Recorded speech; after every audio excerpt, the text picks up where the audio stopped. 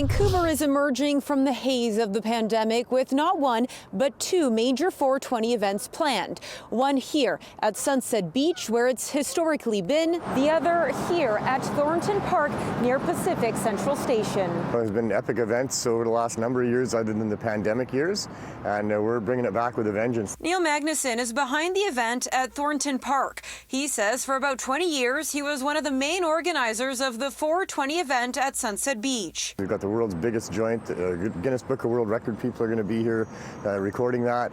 We've got the world's biggest hot box, a 40 by 40 foot hot box area. We're expecting about 20,000 people this year, and that's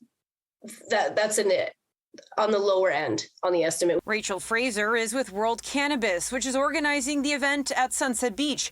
She says in previous years, her group organized 420 events at the Vancouver Art Gallery, which she says they've outgrown. Throughout the day, we will be having speakers, protesters, activists, kind of really trying to get the people together on this. We will have a bit of entertainment. But both organizers say their event is the official 420 event in Vancouver. We've had quite a few people asking, you guys said you were at the Sunset Beach, but now you say you're at Thornton Park. And it's hard to differentiate between the two, but we are not involved with them at all. No connection whatsoever. It's actually a rival from years ago that we won't have anything to do with. But I'm not concerning myself with him at all.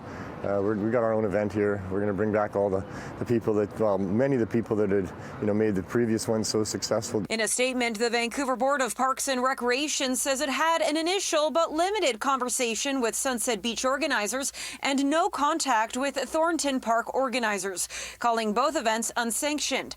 Magnuson says he's reached out to the city, while Fraser says she's been emailing with staff.